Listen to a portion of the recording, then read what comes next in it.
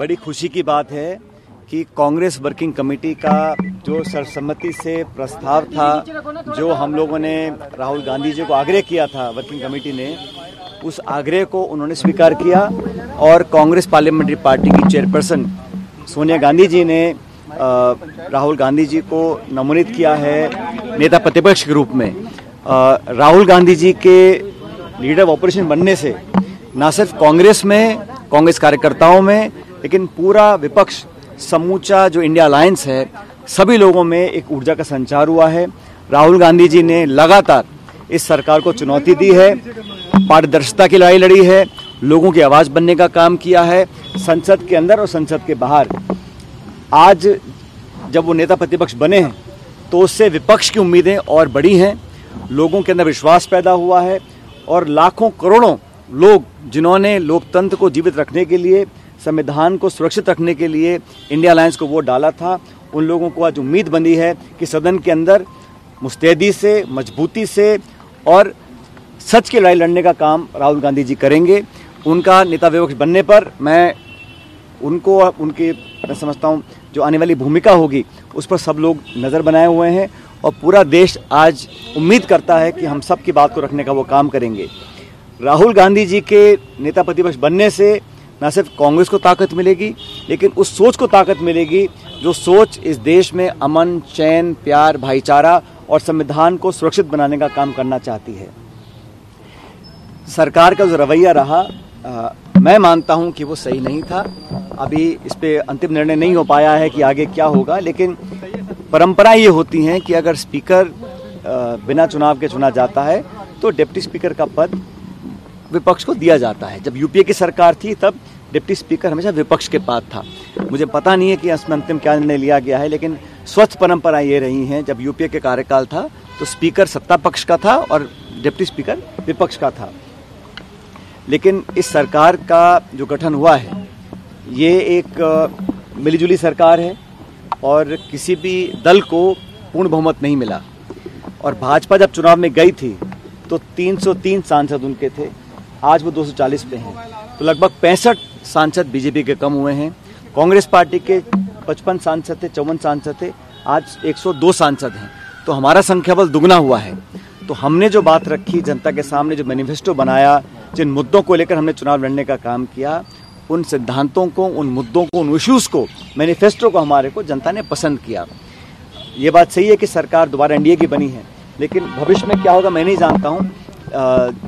दो बड़े सहयोगियों के साथ सरकार का निर्माण हुआ है, संभावनाएं आगे क्या बनती हैं कहना मुश्किल होगा, लेकिन मैं इतना चाहता हूं कि नए स्पीकर जो बने हैं राजस्थान से, हमारे ओम बिरला जी, वो दूसरी बार स्पीकर बने हैं लोकसभा के।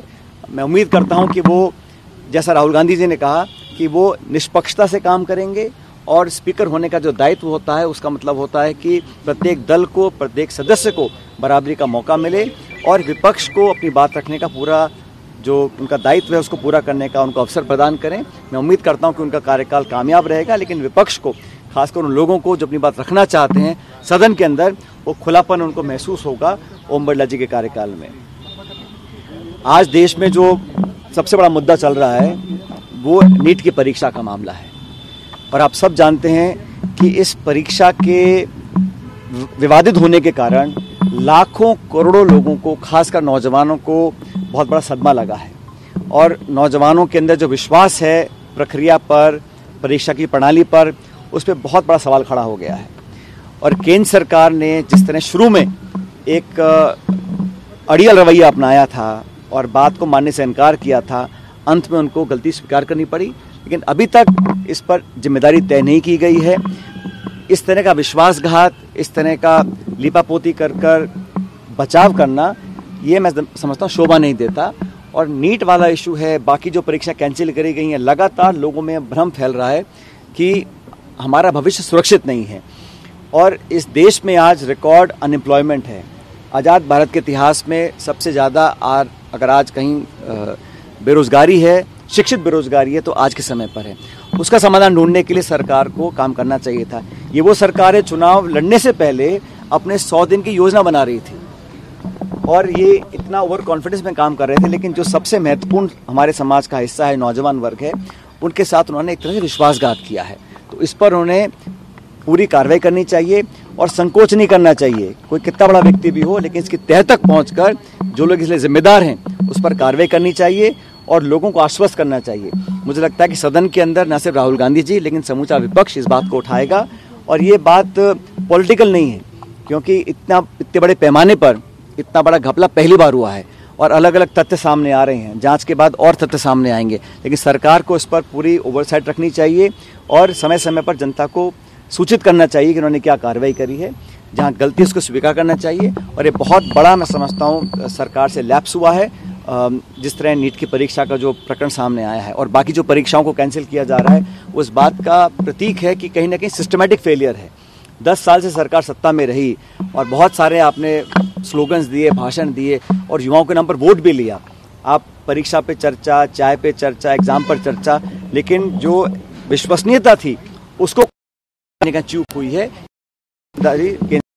को लेनी चाहिए और करेक्टिव देना चाहिए। सर, केजरीवाल बाई इलेक्शन होने राजस्थान इंडिया अलायंस रहेगा या फिर हम लोग हमेशा से एक दूसरे से बात करके चुनाव लड़े हैं।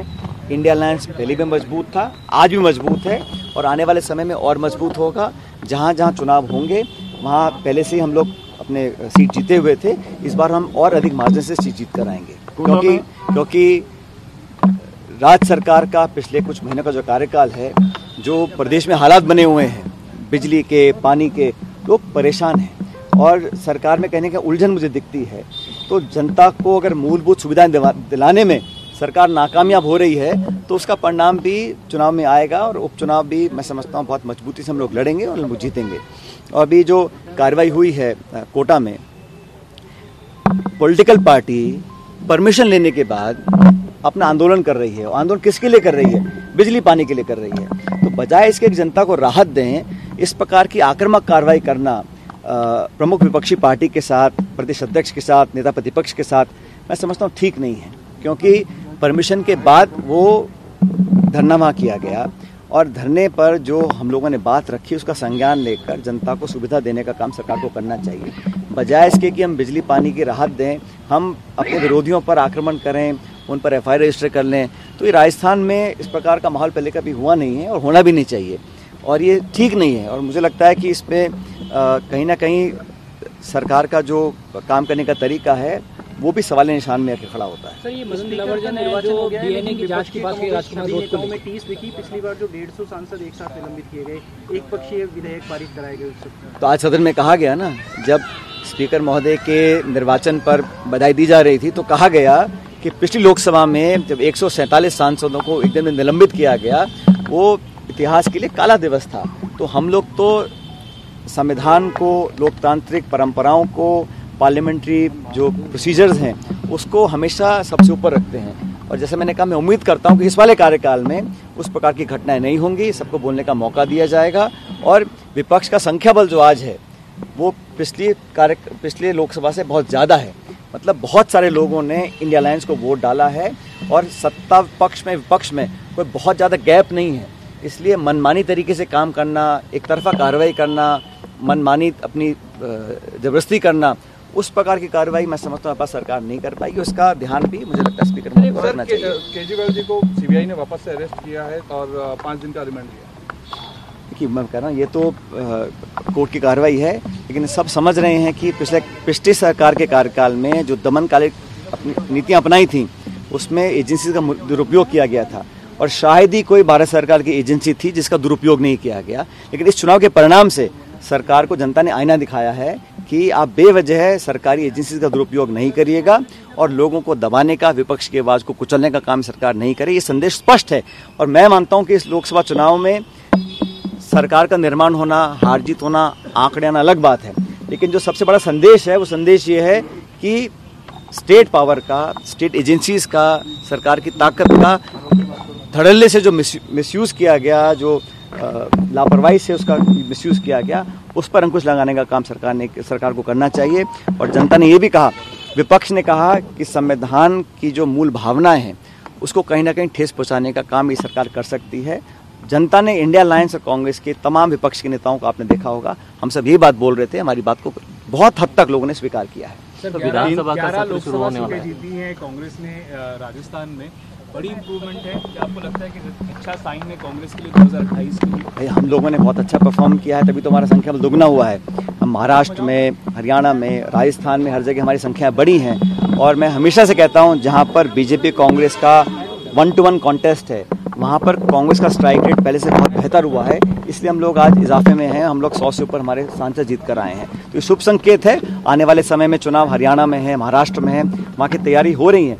आज भी दिल्ली में हरियाणा को लेकर बहुत बड़ी मीटिंग खड़गे साहब और राहुल गांधी जी कर रहे हैं। अलग अलग राज्यों की तैयारी कर रहे हैं। जम्मू कश्मीर में चुनाव है, वहाँ की हम तैयारी कर रहे हैं। तो हम लोग पूरी तैयारी, उपचुनाव की तैयारी हो रखी है। पार्टी ने कमर कस के उपचुनाव की प्रिपरेशन तैयारी कर रखी है। स्टेट इलेक्शंस की तैयारी हम लोग कर रखी है। तो कांग्रेस कार्यकर्ताओं में उत्साह का माहौल है और इस परिणाम से हम लोग काफ़ी तक संतुष्ट भी हैं, लेकिन अभी बहुत काम करना बाकी है। जिन राज्यों में हम लोग अच्छा नहीं कर पाए, वहाँ के लिए हमने टीम गठित करी है और वो टीम एक फैक्ट फाइंडिंग रिपोर्ट आलाकमान को पेश करेगी। वहाँ पर जो करेक्टिव मेजर्स लेने वो लेंगे। जिन स्टेट्स में हम लोग अच्छा नहीं कर पाए, वहाँ पर हम अभी बहुत पोटेंशियल है वहाँ पर और अच्छा करने का आने वाले समय में। आपने यहाँ यूथ को आगे बढ़े, राजस्थान में आपने यूथ को आगे बढ़ाया था और यूथ ने रिजल्ट भी उस तरीके का दिया। तो आगे आने वाले जो चुनाव है उसमें संभवतः माना जाए कि यूथ को ये तो हमेशा से ही सोनिया गांधी जी, राहुल गांधी जी ने कांग्रेस के अंदर जितना हो सका उतना नौजवानों को मौका देने का काम किया है। उदयपुर डिक्लेरेशन में हमने कहा था कि 50% जो हमारे पार्टी के पद हैं वो उन लोगों को मिलेंगे जिनकी उम्र 50 साल से कम है। ऐसा ऐतिहासिक डिक्लेरेशन किसी और पॉलिटिकल पार्टी ने नहीं किया है। आप कल्पना कीजिए, इतनी बड़ी राष्ट्रीय पार्टी है, सारे पदों को हमने कहा 50% of all post will go to people below age of 50।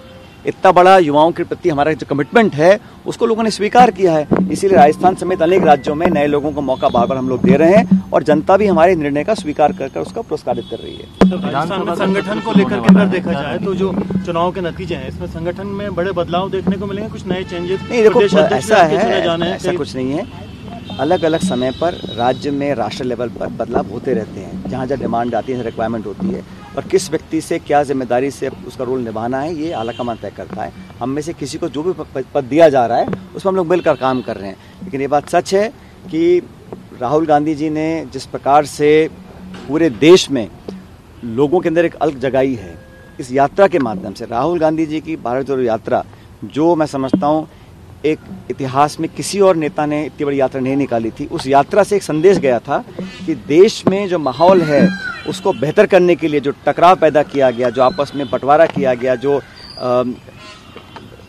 दमनकारी नीति अपनाई जा रही थी, उसको लोगों को जोड़ने के लिए कांग्रेस कार्यकर्ताओं के माध्यम से पूरे देश भर में जो यात्रा निकली थी उसका बहुत सकारात्मक संकेत गया है।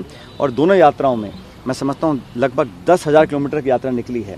उस यात्रा ने लोगों को जोड़ा, कार्यकर्ताओं को जोड़ा और कांग्रेस समेत इंडिया अलायंस के पार्टनर्स को भी इस यात्रा का फायदा मिला है। तो छत्तीसगढ़ में चुनाव रहा, किस तरह से देखते हैं? काफी मेहनत आपने। छत्तीसगढ़ में 11 सीटें हैं और हम लोग जब से राज्य का निर्माण हुआ है हमेशा हम 2 ही सीट जीत पाते हैं। जब चुनाव में जा रहे थे हम वहाँ 11 में से 2 सांसद थे। इस बार हम 1 जीते हैं और दूसरी सीट हमारे 1700 वोटों से। हर सीट पे जो जीत हार का मार्जिन कम हुआ है। हमारा वोट प्रतिशत उतना जितना पिछली बार था, कम नहीं हुआ है। लेकिन वहाँ पर हम लोग 2 मेंबर्स को नियुक्त किया गया है, वीरप्पा मोइली जी, हरीश चौधरी जी। वो अगले 4 दिन का दौरा कर रहे हैं परसों से और छत्तीसगढ़ में हर एक जिले में जाकर लोगों से फीडबैक लेंगे और वहाँ पर क्या परिवर्तन लाना हम लोग लेकर आएंगे। वहाँ कार्यकर्ता मजबूत है, वोट शेयर इंटैक्ट है, लेकिन हमारा परिणाम इतना अच्छा नहीं आ सका, उस पर हम कार्रवाई करेंगे। जिन राज्यों में हम लोगों की संख्या बल कम है वहाँ पर लगातार हम सक्रिय हैं, चाहे वो तेलंगाना है, कर्नाटका है, मध्य प्रदेश है, आसाम है, उड़ीसा है।